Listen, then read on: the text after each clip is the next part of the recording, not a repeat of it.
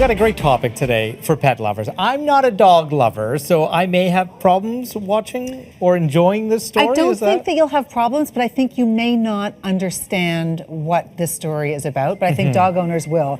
And it all has to do with this, what I received in my mailbox. That little Shih Tzu. Yes, this is a sleek laminated little postcard. All of this for the picture. This is Calliope. And anyone who lives in the East End knows Calliope because her poster, her picture is everywhere.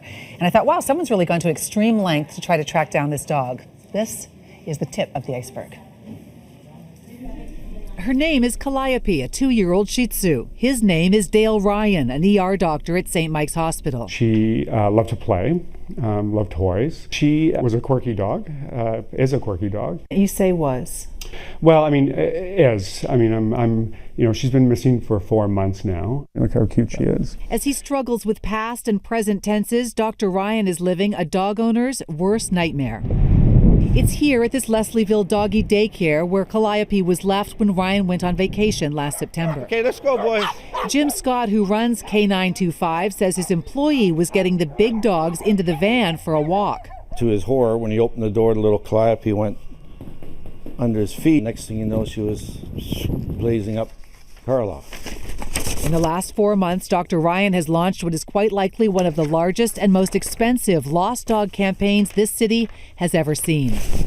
20,000 laminated postcards popped in mailboxes spanning 4 downtown postal codes, but it doesn't stop there. I'm in the process of listing as many veterinarians as well as animal hospitals in GTA, and I will be asking them to, you know, respectfully scan any Shih Tzu that comes in. Calliope's picture also graces dozens of lost dog websites, her story plastered on social media, Craigslist, Kijiji, all with his phone number and email address. Even now, 4 months later, there are dozens of calls and emails. Some of them are opportunistic. Anywhere from 4 to 6 or 7 times a week from all over North America, I get extortion calls because there is a monetary award. Others are heartless. I have your dog and I'm cutting her legs off one by one. How would you like me to send them to you? Somebody actually called you up and said, I'm cutting your dog to pieces. Yes. And these calls range as far as California, Massachusetts. I had one the other night from Oklahoma. There have been leads. A construction worker here at a concrete yard snapping this picture just days after Calliope's disappearance. Without any doubt whatsoever, it was my dog.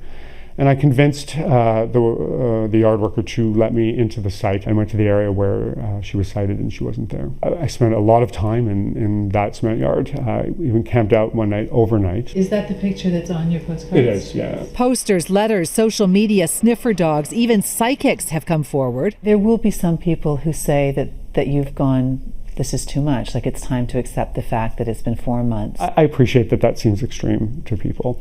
But again, she's a family member. What if your children went missing? Would you be receptive to the feedback after 3 or 4 months? Like, you know, when are you going to give this out? Back at K925, Jim says he feels sick about what happened. It's exactly the same as losing your own dog. It's terrible having to tell someone you lost their dog.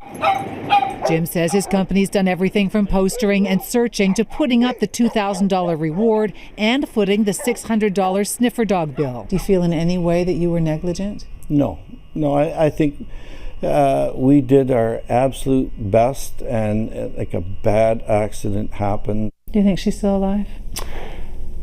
I do. And I think that is what is driving me just to pursue this a little while longer. Now, whether you're a dog person or not, there really is a valuable lesson in all of this. And that even Dale thought, you know, microchipping your dog, which so many people who have dogs do, that is not GPS.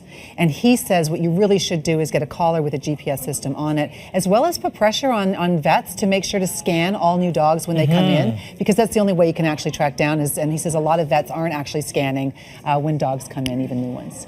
Am I shocked that people were trying to extort money from this man or even calling him with those vile threats? Like, His name is Calliope, and his name and telephone number are everywhere. And if you're ever on the online world, you know it is a nasty, nasty place. But it's disgusting. This man loves this dog and is trying to track her down. If he wants to spend all that money and do it, then fine. I'm not a dog lover, but I absolutely feel for him. Yeah, me too. And I hope, listen, go onto our website because we will have pictures of Calliope as well as his telephone number. Be nice. If you do spot her, please make sure to do that. All right. Also, please, I'd love to hear your reaction to this story as well as any story ideas. You can reach out to me on Twitter at City Avery. All right. Thanks, Avery. And the Inside Story runs every Tuesday and Thursday on City News. All the segments are up on our website, citynews.ca.